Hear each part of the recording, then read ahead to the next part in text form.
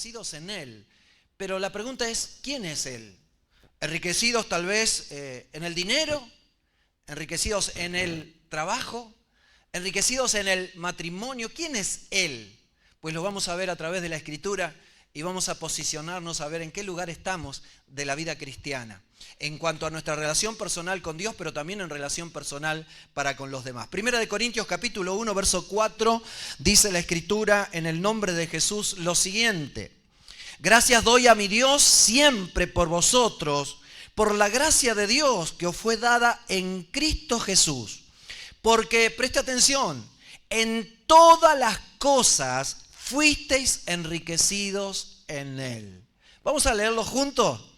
En todas las cosas fuisteis enriquecidos en Él. Y sigue diciendo, en toda palabra, en toda ciencia, así como el testimonio acerca de Cristo ha sido confirmado en vosotros, de tal manera que nada os falta en ningún don, esperando la manifestación de nuestro Señor Jesucristo, el cual también os confirmará hasta el fin, para que seas irreprensible en el día de nuestro Señor Jesucristo. Fiel es Dios, diga usted, fiel es Dios, por el cual fuisteis llamados a la comunión con su Hijo Jesucristo, nuestro Señor. Amén y amén. Pueden ocupar sus lugares, Dios los bendiga en el nombre de Jesús, enriquecidos en Él. La Escritura nos dice que claramente usted y yo podemos pasarla bien con nuestra esposa, con nuestro esposo, con nuestros hijos, con un trabajo, con el estudio.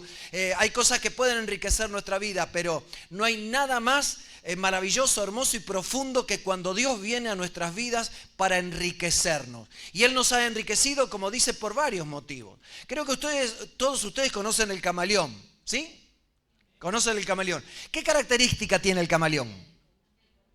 Cambia de color. ¿Según qué? Dice la canción.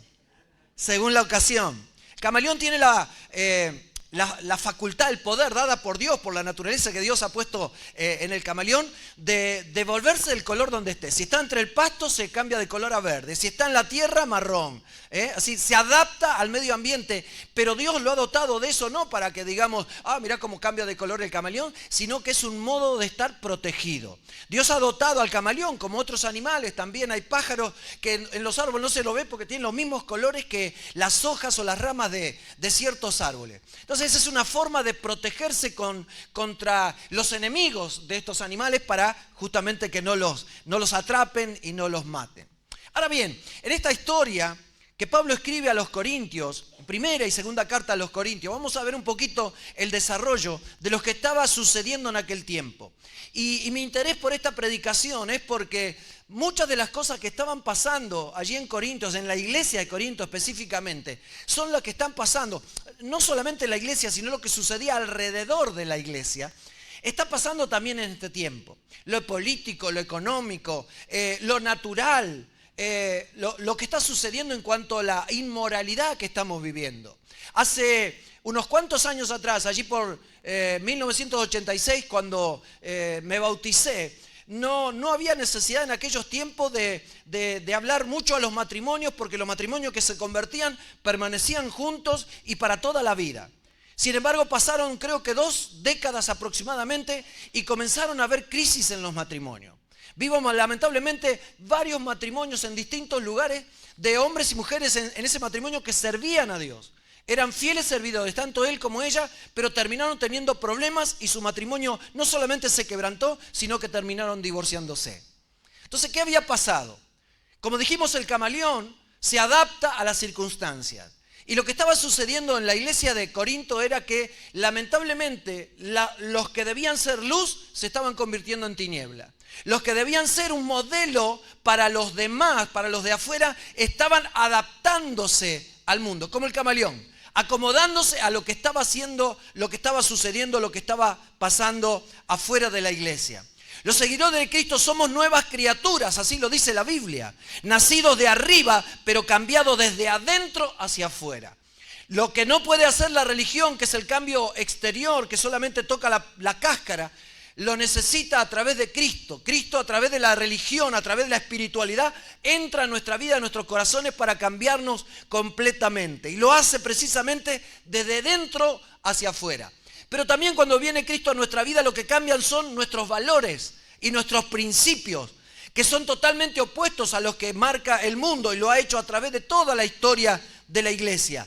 Y justamente esos valores que maneja el mundo chocan constantemente contra los principios y valores que Dios nos ha dado en su palabra. Los creyentes comprometidos con Dios y su palabra no armonizan muchas veces con el medio ambiente que los rodea. Cuando viven, donde trabajan, donde estudian, muchas veces en los últimos años están cediendo a las normas o los principios espirituales que tiene el mundo y no a los que Dios marca en su palabra. El mundo, lamentablemente, como dijo alguien, un pastor hace muchos años atrás, lamentablemente el mundo ha entrado a la iglesia.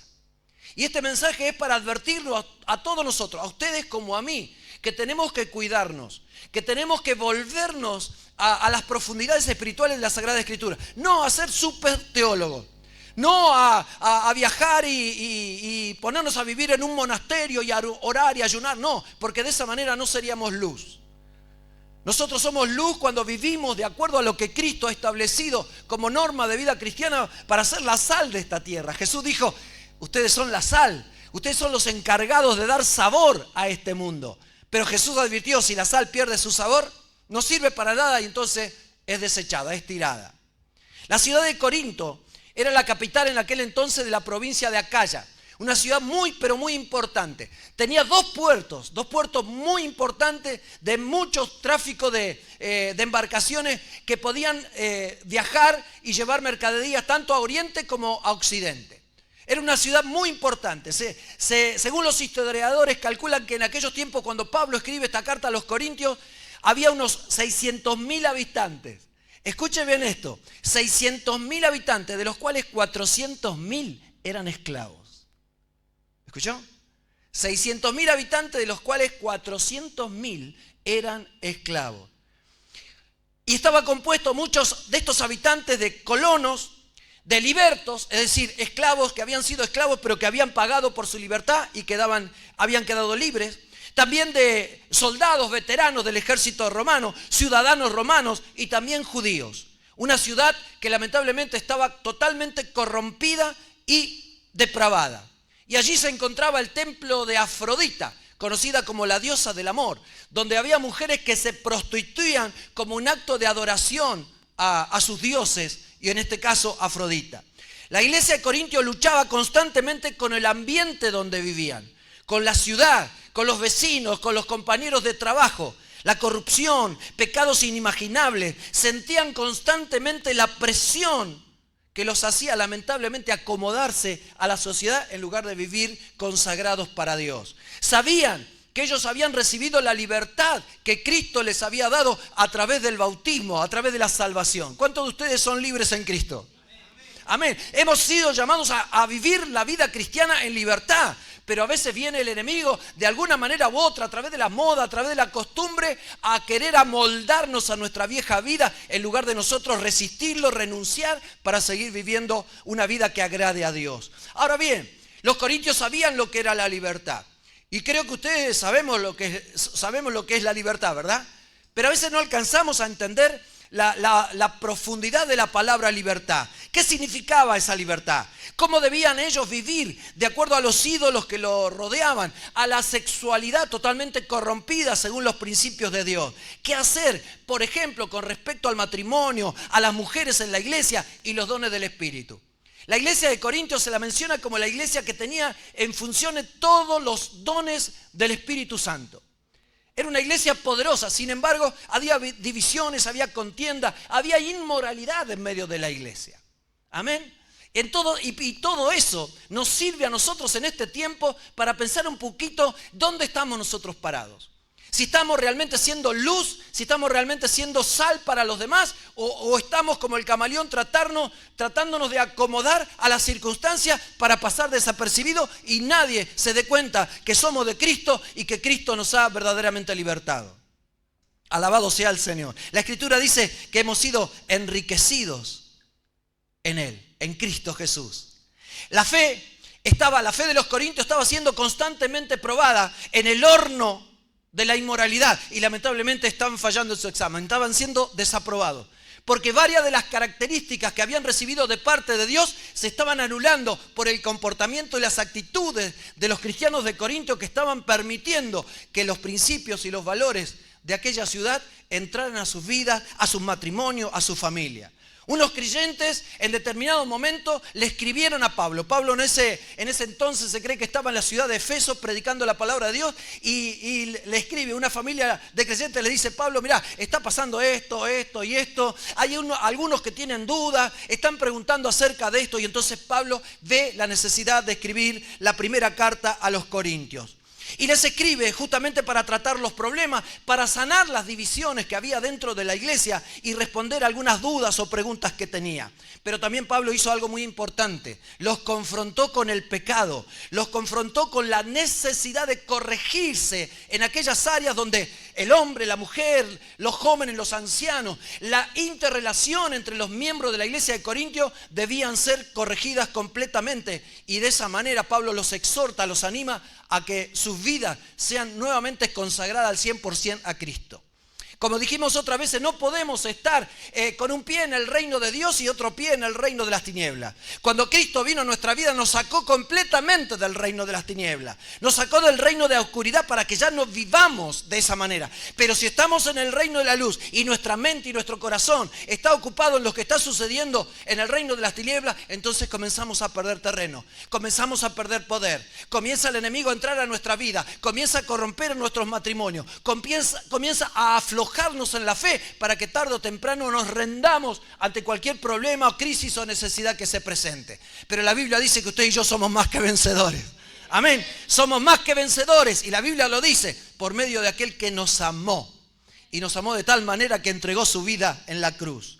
En aquella ciudad, la prostitución y la inmoralidad permitida, los matrimonios en Corintios por esa razón tambaleaban, y los cristianos no sabían cómo reaccionar ante las circunstancias difíciles que estaban viviendo. Hoy nosotros, después de prácticamente 2000 años, tenemos una gran ventaja. Ellos no tenían Biblia como nosotros. No tenían las palabras de Jesús en rojo, no tenían los consejos de Pablo. Solamente Pablo viajaba y les hablaba, les predicaba y les enseñaba, y ellos tenían que retener en su mente y en su corazón todas las enseñanzas. Pero en aquel tiempo, como hoy, la palabra de Dios sigue siendo viva, sigue siendo eficaz, tiene el poder de salvar, tiene el poder de transformar, tiene el poder de renovar nuestra mente para no pensar como pensábamos antes, sino pensar de acuerdo a lo que Dios está pensando. Si es para Dios, déselo fuerte.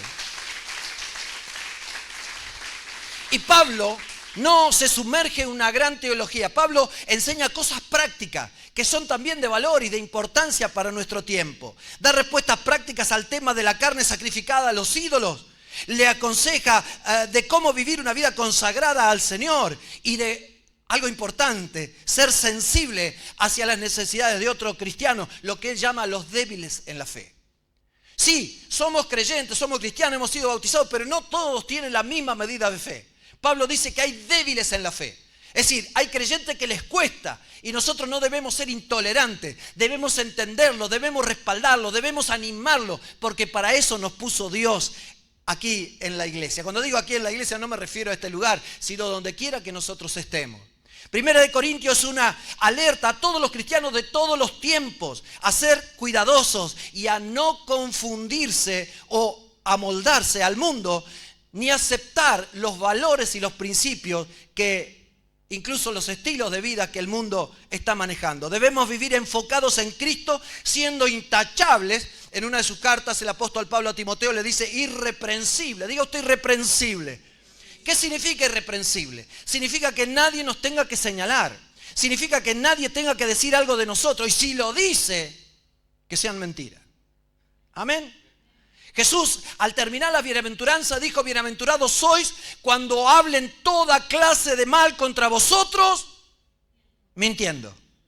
Pueden hablar toda clase de mal contra usted y contra mí, pero nos quedamos tranquilos si son mentiras. El problema es que a veces hablan cosas de los creyentes y tienen razón la gente del mundo, y por eso no quieren acercarse a Cristo, no quieren recibir la salvación porque dicen: no, pero mira que él, mira, y tienen razón.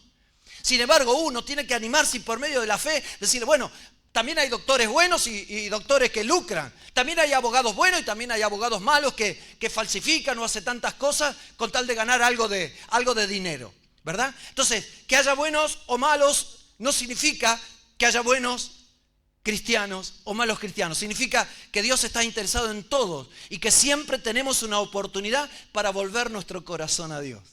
Amén. Alabado sea el Señor. En 1 Corintios capítulo 1, en el verso 2, Pablo dice, él escribe y dice, a la iglesia de Dios que está en Corinto, a los santificados en Cristo Jesús, llamados para ser santos. Diga usted, llamados para ser santos. Pablo la tenía clara, pero necesitaba que también los corintios, como nosotros en este tiempo, nos demos cuenta que Dios nos ha llamado. Pero nos ha llamado a una clase de vida muy particular y especial. Nos ha llamado a ser santos. Y dice la Escritura, con todos, es decir, no estamos solos, también tenemos otros aquí y en otros lugares a los cuales Dios los ha llamado para ser santos. Con todos los que en cualquier lugar invocan el nombre de nuestro Señor Jesucristo, Señor de ellos y nuestro también. Amén. Alabado sea el Señor. ¿Cuántos tienen a Jesucristo como el Señor de sus vidas? Fuimos llamados a ser santos. La palabra santo significa puro, significa consagrado, significa que Dios nos ha tomado y separado para poder servir a Dios. Ese es el uso más práctico que tiene la Biblia. La palabra santo no es a alguien para ponerlo en la mesita de luz o para que no se mueva ni haga nada por temor a pecar. No. Los santos somos todos aquellos que hemos sido comprados por la sangre de Jesucristo y que ahora, en agradecimiento a Dios, le servimos conforme al ministerio o al propósito de Dios para nuestra vida, para hacerlo para con los demás. No estamos para servirnos a nosotros mismos. No estamos para buscar la comodidad nuestra. No estamos para que nos den. No estamos para recibir bendiciones. Dios nos ha puesto para bendecir. Nos ha puesto para dar. Nos ha dado la oportunidad de ser como Él. Dándose con todo y para todos. Para que por alguna forma, algún medio, el Espíritu Santo pueda alcanzar por la gracia de Dios la salvación. Ellos recibieron una enseñanza de parte de Dios a través del apóstol Pablo, una enseñanza completa. Diga usted enseñanza completa. Una enseñanza completa. Todo lo que humanamente se puede recibir. Esta iglesia recibió la riqueza del conocimiento y como si fuera poco, recibieron la capacidad de retener lo que habían escuchado y conocer las profundidades espirituales de Dios que nunca antes podían llegar a imaginar. En el verso 5 de este capítulo 1 dice, así como el testimonio acerca de Cristo ha sido confirmado en vosotros, de tal manera que nada os falta ningún don.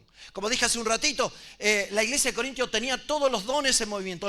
Los 9 dones, de diferentes dones, estaban en completa actividad, pero no les servía de nada. Imagínense ustedes. Hace poco en Pascua celebramos la Santa Cena. Cuando ellos tenían Santa Cena hay quienes se emborrachaban y venían a la iglesia. Estamos hablando de creyentes, no la gente del mundo que pasaba por allá, está la puerta abierta, voy a entrar. No, creyentes se emborrachaban. Había inmoralidad, había un montón de pecados en la iglesia. Y ninguno tomaba autoridad para decir, no, hermano, no, hermana, no hagas esto, no debemos. El Señor dijo, fue claro, dijo tal y tal cosa. Sino que cada uno se amoldaba y permitía el pecado en la vida de los demás, incluso en la vida misma. Bueno, lo voy a permitir porque yo también estoy en falta. La Biblia, la versión Dios habla hoy, dice sobre este texto, ya que el mensaje acerca de Cristo se estableció firmemente en ustedes. Pablo les dice, lo que yo les prediqué se estableció firmemente. Ustedes cuando les prediqué fueron cambiados, no por mis palabras, sino por el poder de Dios. Ustedes fueron salvados, no los salvó Pablo, sino los salvó el Señor, para que practiquen una vida consagrada, una vida de santidad, esperando al Señor que venga en los cielos para llevarlos a vivir por toda la eternidad. En eso ustedes y yo también hemos sido enriquecidos porque un día alguien nos habló la palabra de Dios. Hoy en esta mañana tenemos la oportunidad de escuchar el mensaje de la palabra de Dios, que una y otra vez enriquece nuestra vida, nos orienta, nos ayuda a tomar buenas decisiones, nos ayuda a no pecar contra el Señor. Amén. Y hoy tenemos a través de la tecnología, a través del ministerio, tenemos la posibilidad de volver a escuchar el mensaje de la semana, de compartirlo con nuestros seres queridos, con nuestros amigos, para que escuchen esa palabra transformadora. Entonces esa palabra que menciona, así como el testimonio acerca de Cristo, esa palabra testimonio significa el mensaje. Porque el mensaje de Dios es un testimonio, es decir, es algo que está vivo y está presente. Porque alguien puede no creer en el Señor, pero cuando ve tu vida transformada, mi vida transformada, no hay con qué darle, no pueden negar. El cambio no lo pueden negar. Cuando alguien fue alcohólico y ya no bebe más, cuando alguien engañaba a su esposa y ya no lo hace, sino vive en santidad consagrando su matrimonio, eso no se puede negar. La gente lo sabe, la gente lo ve. Y hoy más que nunca tienen que ver nuestras buenas actitudes cristianas. Nuestro matrimonio debe ser sólido, la educación de nuestros hijos, sobre todo en las cosas de Dios. ¿Qué les parece si yo les tomara un examen de Biblia ahora? ¿Cómo está tu lectura de la Biblia?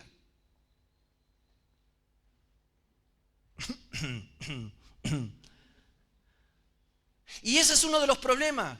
No entendemos la importancia de leer la Biblia. No es leer un libro, hermanos. Es palabra de Dios. Palabra que nos corrige, que nos exhorta. Pero también hay situaciones donde la palabra de Dios trae fe a nuestro corazón. Nos consuela ante la pérdida. Nos da esperanza de que todo va a mejorar. Dios a través de su palabra puede hacer milagros en nuestra vida, pero nosotros lamentablemente estamos más ocupados en las cosas de afuera, prestando atención si Pampita hizo esto, si la otra estuvo de novio, rompió o vuelve, y estamos más interesados en esas cosas que en lo que Dios dice o ha prometido para nuestras vidas. Somos enriquecidos en Él, en Cristo Jesús. El mundo jamás nos va a enriquecer. La gente que nos rodea, la gente del mundo con sus principios y su valor, ellos son fieles a ellos. Ellos no tienen problema, se enorgullecen. En el trabajo, cuando trabajaba en fábrica, aquel que engañaba a su esposa, lo contaba como si fuera un héroe y otros lo aplaudían. Alabado sea el Señor. Se enorgullecían de actos de inmoralidad, de las perversiones, de que habían robado herramientas y nadie lo había descubierto, nadie se había dado cuenta. Pero ahora Dios ha venido a nuestra vida para cambiar completamente. Ya no estamos en el mundo, ya no somos del mundo. Ahora le pertenecemos a Dios. Ahora estamos en el reino de Dios y vivimos conforme a los valores y principios de ese reino. La Biblia lo llama el reino de la luz. Porque Cristo es nuestra luz, ha venido a nuestra vida para iluminar nuestra mente y nuestro corazón, para darnos cuenta dónde estamos ahora y hacia dónde vamos, por nuestras propias decisiones. Ay, el diablo, siempre le echamos la culpa al diablo. No, muchas veces somos nosotros responsables de nuestras malas decisiones, de no mirar como dice la Escritura en Hebreos, puesto los ojos en Jesús, prestar atención a lo que Dios nos dice. Cuando Dios nos llama la atención, cuando Dios nos alerta. La palabra de Dios nos afirma, diga usted, nos afirma. ¿Y quién afirma? A los creyentes hasta el fin. No nos mantenemos firmes por nuestra propia decisión. No nos mantenemos firmes por nuestra propia fuerza, porque muchas veces no tenemos fuerza para seguir adelante. Sino nos afirmamos y nos mantenemos firmes porque es Jesucristo el que nos sostiene con su mano derecha. ¿Para qué? Para, como dice la Escritura, para que seamos irreprensibles, que significa intachable, que significa responsable con nuestra vida cristiana, que significa vivir de tal modo que la gente se asombre que no somos como el mundo. Creo que en otra oportunidad lo he contado y le ha pasado, seguramente lo han hecho ustedes. Hemos ido con la hermana Nelly a comprar al mayorista allí en Berazategui y en una oportunidad, no me acuerdo qué actividad, hace unos años teníamos en la iglesia, compramos varios paquetes de azúcar y sin darnos cuenta nos dieron un paquete de azúcar de más. Miramos la lista y no lo habían cobrado. Y me volví más de 5 kilómetros a devolver un paquete de azúcar. Cuando lo devuelvo, el chico que estaba encargado me miró diciendo, ¿no? Se imagina la palabra que habrá pensado. Qué tarado. Pero ¿saben qué? Usted y yo no hacemos las cosas para agradar a los demás. No hacemos las cosas, no devolvemos un paquete de azúcar para que nos aplaudan.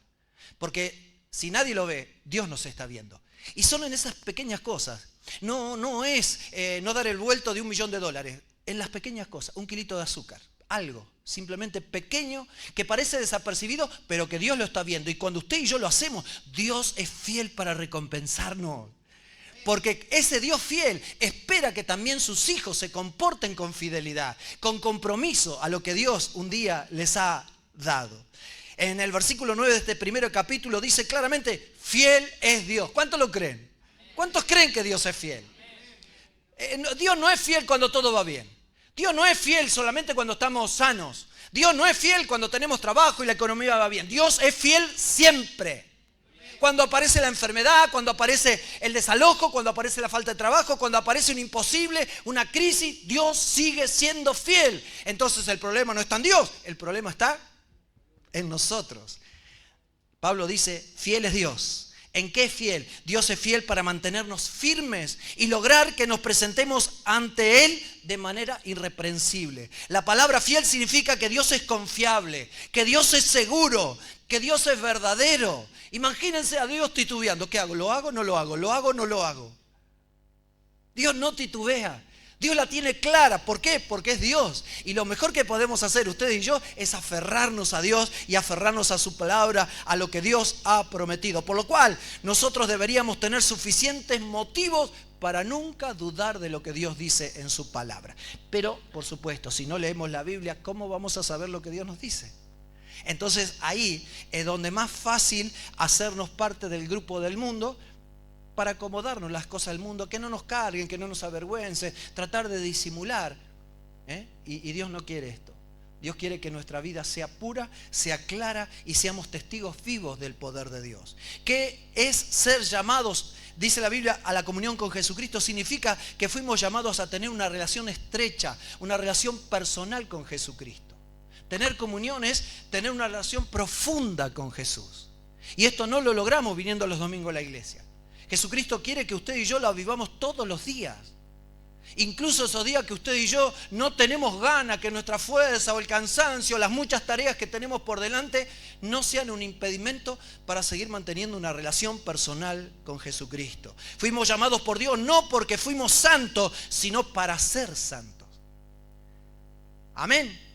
Para ser santos. Es decir, Dios quiere trabajar constantemente en tu vida y en la mía para ser santo. El día que nos bautizamos, cuando salimos del agua, Dios nos declara santos, pero usted y yo sabemos que todavía nos falta un montón de cosas por mejorar. Bueno, a ese proceso de mejoramiento constante con la ayuda de Dios y de su palabra se llama santificación. Dios nos declara santos, pero después entramos en el proceso donde Dios va trabajando y ustedes y yo vamos permitiendo que Dios saque todas aquellas cosas que afectan mi vida, que afectan mi relación con mi esposa, que afectan mi relación en el trabajo, con los demás o directamente con Dios. Eso se llama santificación. Dios trabaja constantemente en nosotros para producir eso, santificación. Que ya los malos hábitos que teníamos ya no estén más en nuestra vida. Y usted sabe muy bien, como yo, que los malos hábitos no se sacan de un día para el otro, ¿verdad? ¿Sí o no? Aquellos que han fumado luchan, ¿verdad? Han luchado. Hay muy pocos casos donde un día para el otro dejaron de fumar y listo. ¿Por qué? Porque era la fortaleza que el enemigo tenía plantado, o el alcohol, o tantas otras cosas.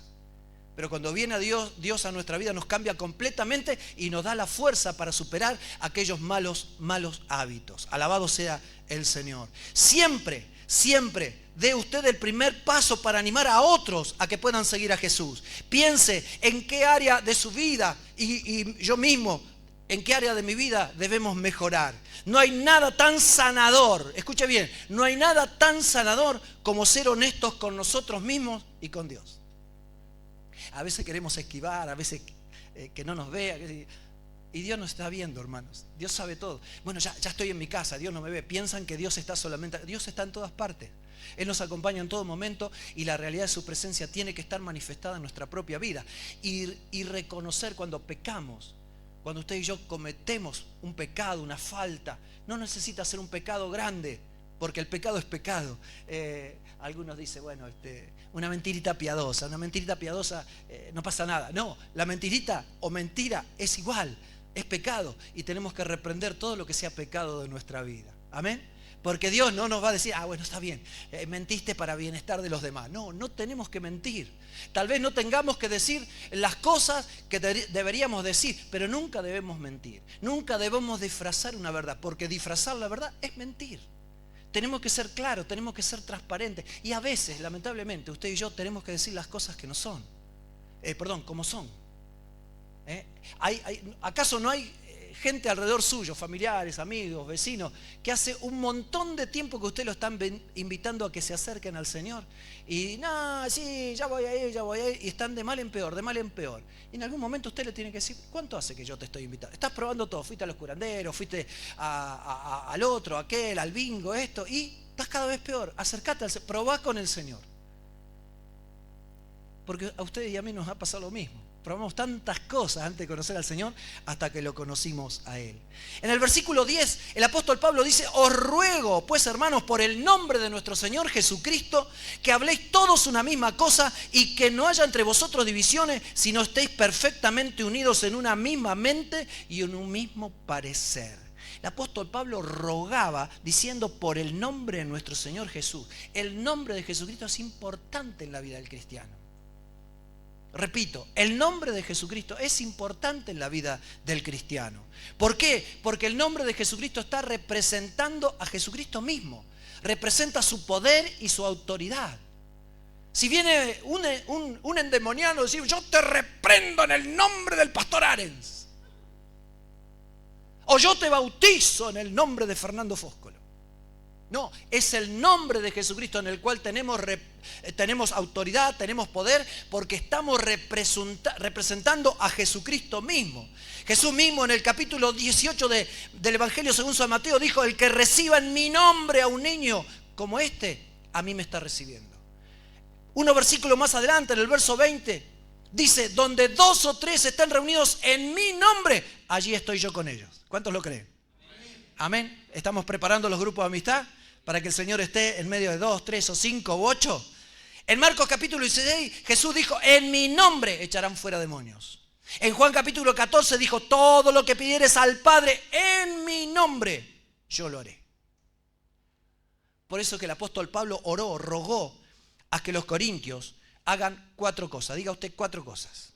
La primera de ellas, que hablen todos una misma cosa. No que estén repitiendo las mismas palabras, sino que se pongan de acuerdo en hacer lo que Dios les dijo que debían hacer. Que se pusieran de acuerdo en no hacer lo que Dios en su palabra les había enseñado a que no debían hacer para practicar la vida cristiana. No era para algunos, sino para todos. Una misma enseñanza, el mismo mensaje. Ellos no debían enseñar algo diferente. Cuando usted a alguien le pregunta algo sobre el Evangelio, sobre la iglesia, sobre Jesús o los hermanos, algo, no puede dar su opinión. Yo no puedo dar mi opinión. Yo tengo que hablar lo que dice Cristo. Y si no estoy seguro de lo que voy a decir, no digo nada y le digo, mira, déjame que te lo averigüe y después te digo. Déjame que lo busque en la Biblia, déjame que te averigüe y después... No puedo decir algo que no es para poder zafar, para que no me diga pero prefiero eso a que digan no sabe todo, porque no sé todo. Y está en la seguridad de poder ir a las Escrituras a ver lo que realmente dice para hablar la verdad. Porque esa verdad que yo le digo es de Dios. No es la verdad del pastor o del hermano que hace libre a las personas, sino es la verdad de Dios la que nos hace libre. Amén. En segundo lugar, que no tengan divisiones, que no tengan roturas en su relación personal. No hay iglesia más poderosa que cuando los miembros de la iglesia están juntos. Como en el matrimonio, en las buenas, en las malas, en la salud, en la adversidad. Cuando alguien está pasando por el dolor, por el sufrimiento, por la pérdida de un ser querido, está la iglesia presente. Hay mensajes, hay palabra, hay consuelo, hay palabras de fe, palabras de ánimo, palabras de esperanza. Nos dolemos con los que están en dolor, pero también nos alegramos con aquellos que se alegran porque han recibido una bendición de Dios. En tercer lugar, que estén perfectamente unidos en una misma mente. ¿Por qué dice esto el apóstol Pablo, inspirado por Dios? Porque antes de conocer al Señor teníamos la mente dividida. Pensábamos en algo, pero a la vez estábamos pensando en otra cosa. Pensábamos en lo bueno, pero de pronto pensábamos también en cosas malas, en cosas negativas. Y por lo general, lamentablemente, decidíamos por lo negativo. A veces pensábamos lo bueno, a veces lo malo, pero cuando Cristo vino y nos salvó, quitó la división de nuestra mente y ahora tenemos una sola mente, la mente de Cristo. Amén. Por eso la Escritura, la Biblia dice, ahora nosotros tenemos la mente de Cristo. Es decir, Dios nos está inspirando y obligando a pensar como Cristo. Ante algo que sucede en tu vida, tenés que pensar cómo actuaría el Señor. ¿Qué hubiera hecho Jesús en mi lugar? ¿Lo hubiera dicho o no lo hubiera dicho? ¿O lo hubiera hecho? ¿Qué hubiera hecho? Y esa es la forma, algo práctico. No necesita ir a las profundidades teológicas para buscar una respuesta para su vida, a lo que tiene que decidir o lo que tiene que aconsejar o hacer. Ahora tenemos la mente de Cristo y como Cristo es uno, ¿sí o no? Como Cristo es uno, tiene una sola manera de pensar y esa manera de pensar lo ha dejado aquí reflejada en su palabra. Hoy tenemos la gran ventaja de contar con la Biblia, la palabra de Dios, para saber qué hacer en los momentos difíciles, para buscar consuelo, para buscar esperanza, para tomar decisiones. Pablo escribe a los Corintios, y lo invito a que en la semana lea Primera de Corintios, les habla a los jóvenes, les habla a los solteros, le habla a los casados, le habla a los que no se quieren casar, les da consejos acerca de los ídolos en el mundo. Pablo dice, un ídolo es nada, una imagen no es nada, pero sí, dice Pablo, que cuando adoramos a esa imagen, a los demonios estamos adorando. Y usted y yo sabemos que al único que tenemos que adorar es al Señor Jesús, ¿verdad? Sí, en eso la tenemos claro. Amén. Alabado sea el Señor. Y en cuarto lugar, que todos tengan la misma opinión, es decir, en otras palabras, el mismo parecer. Esto significa, traduciéndolo, que estén perfectamente unidos en un mismo propósito, en un mismo deseo, en una misma voluntad y en una misma opinión. Que todos estén de acuerdo en la misma decisión. Tenemos una visión, tenemos un trabajo por delante, la estrategia de Jesús, los grupos de amistad que necesitamos que se abran para conectar. Recuerden, anoche tuvimos 83 personas nuevas aquí en la iglesia. Disfrutaron, estaban súper felices. Hablé con varios de ellos y estaban, pero felices de haber participado. Y les dije, ustedes están acá porque a ustedes los quieren. Hay personas que lo aman a ustedes, que hace 5 semanas estuvieron orando por ustedes, estuvieron ayunando, los anotaron para orar por sus necesidades y lo han invitado a este lugar para compartir un tiempo de juegos, de alegría, de alabanzas también y para recibir el mensaje de la palabra. Pero ahora viene lo más difícil, ahora viene lo más importante. Lo de ayer fue fácil. Aunque hubo mucho trabajo, muchos hermanos hace rato que estuvieron trabajando y ayer muchísimo, como hasta las 2 y pico de la noche, limpiando y ordenando todo.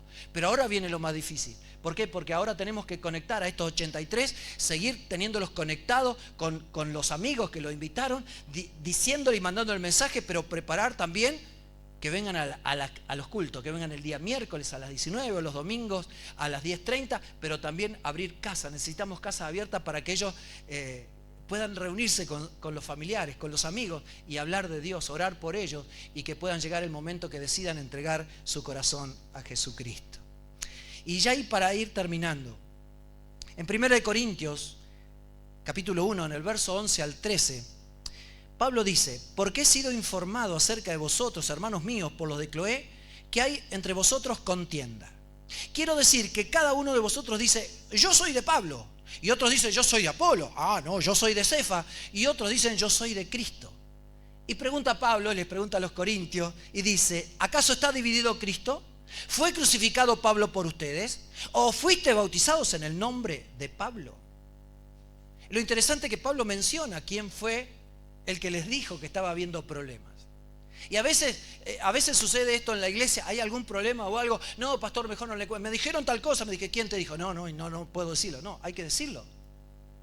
Porque si no puede ser una mentira, puede ser una calumnia.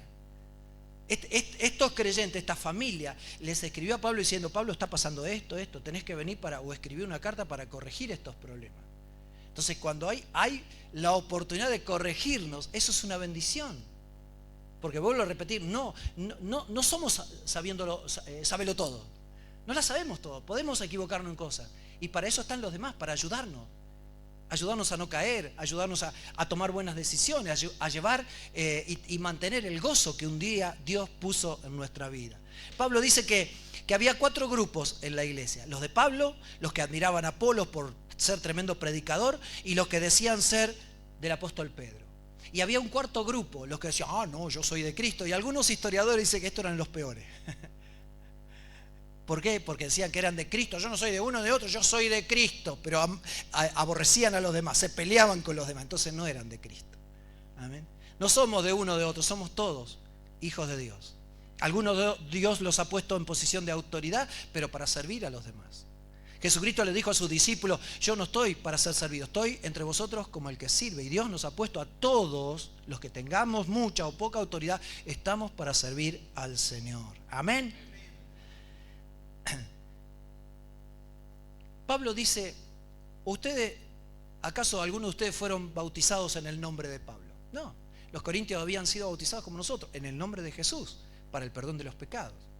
Y leyendo un poquito de historia, allí por el año 1500, la Iglesia Católica entró a América a predicar, entre comillas, el Evangelio. Y nos dicen los historiadores, alrededor de 1500, los católicos de acá reportaban al rey, allí en España, bautismos de los pueblos originarios. Dicen, según los historiadores, en un solo día bautizaron a 14.000 de los pueblos originarios. En México, los franciscanos en 1524 bautizaron a 1.000.000 de los pueblos originarios. 1.000.000 en ese tiempo. Y ellos lamentablemente pensaron que el bautismo era importante. ¿Es importante o no es importante el bautismo? Sí que es importante. Porque Jesús dijo, el que no naciere del agua y del Espíritu no puede entrar al reino de los cielos. Entonces, ¿qué pasó? ¿Cuál fue el resultado? Ellos se bautizaron, pero ¿qué sucedió? Tenían un cristianismo sin Cristo. Y usted y yo lo sabemos muy bien, no podemos ser cristianos sin Cristo en nuestra vida. No se puede ser cristiano sin Biblia, necesitamos sí o sí la Biblia, la palabra de Dios. Tampoco podemos ser cristianos sin ética cristiana. No podemos decir que somos cristianos si no vivimos los valores y los principios que Dios nos dice en su palabra. Y algo peor, ellos mezclaron a la religión lo que le habían enseñado con todo lo que tenía idolatría, con todo lo que los dioses que los pueblos originarios tenían en su tiempo. Mezclaron. Eso se llama sincretismo.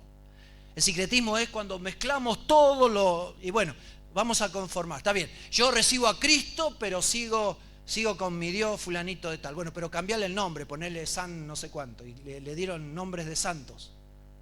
Pero realmente ellos, su corazón estaba dividido porque no creían en una cosa ni en otra.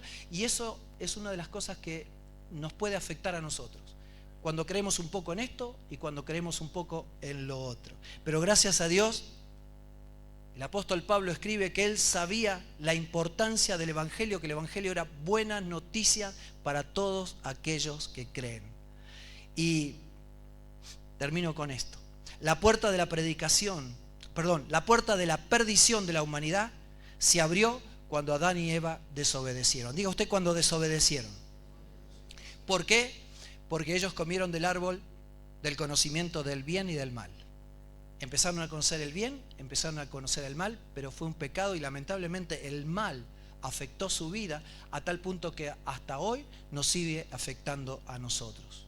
Cuando hicieron esto, dice la Biblia que se le abrieron los ojos. Se dieron cuenta que estaban desnudos, se dieron cuenta que en su vida entró lo peor de lo peor, la vida pecaminosa, de la cual gracias a Dios viene el Señor a nuestra vida para libertarnos completamente. La puerta de la salvación está justamente en el lado opuesto del conocimiento. Se abre por la obediencia a su palabra y no por el conocimiento del bien y el mal. Yo he conocido personas que tienen una memoria para la Biblia. Recitan, no sé, Isaías, y porque Mateo dice tal, yo me quedo admirado. Pero cuando veo la vida que viven completamente opuesto a lo que deberían practicar, a lo que tienen en su mente, porque el problema es ese, lo tienen en su mente, pero no lo tienen en su corazón. Y ahí Pablo habló de palabra de sabiduría y palabra de la cruz, la palabra de la cruz. La primera, la palabra de sabiduría, puede gratificar y satisfacer, pero la palabra de la cruz, el saber que Cristo fue crucificado por nosotros, eso lo que nos trae es poder. La primera alaba, la segunda transforma. La palabra de sabiduría abre los ojos, pero la palabra de la cruz lo que nos trae es salvación. Una llena al hombre de orgullo, la otra lo llena de humildad. Uno aleja al hombre de Dios.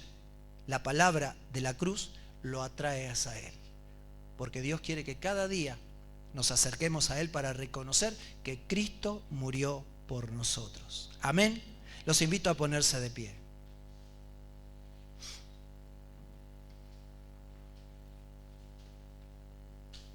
Fíjense ustedes, Dios eligió lo que no tiene sentido.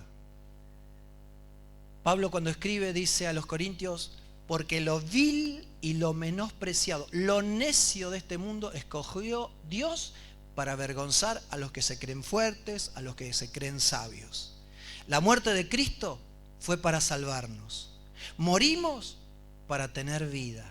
Amamos a nuestros enemigos y no solo lo amamos, sino que también los bendecimos. Debilidad para tener poder.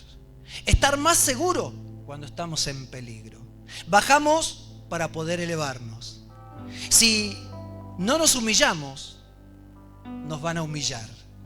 Pero cuando nos humillamos, entonces somos enaltecidos. Somos fuertes cuando somos débiles. Y somos débiles cuando creemos que somos fuertes. Aunque pobres, tenemos el poder de enriquecer la vida de otras personas que nos rodean. Tenemos más cuando damos más. Y tenemos menos cuando más poseemos. Podemos ser altos cuando realmente somos bajos. Y podemos ser más santos cuanto más conscientes de nuestros pecados somos.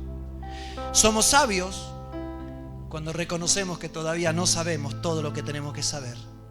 Y sabemos menos cuando queremos tener mucho conocimiento de Dios y de las cosas de Dios, pero no lo ponemos en práctica. Quiero invitarlos en esta mañana a permitir que Dios enriquezca nuestra vida. A que podamos ser en este mundo tan difícil, en nuestra sociedad, muy parecida a los corintios. La perversión, la inmoralidad, la falta de ética y de principio, la mentira, la violencia, los asesinatos, el abuso, la violación y tantas otras cosas que están golpeando a muchas personas, a familiares nuestros, amigos, compañeros de trabajo. Podamos nosotros revertirlos, viviendo de acuerdo a los valores y los principios que Dios estableció. Yo los invito a enriquecer la vida de los demás. Pero alguien dijo, no podemos darle a los demás lo que nosotros no tenemos. Por eso los invito a primero enriquecernos nosotros para poder enriquecer la vida de aquellos que tenemos cerca de nosotros.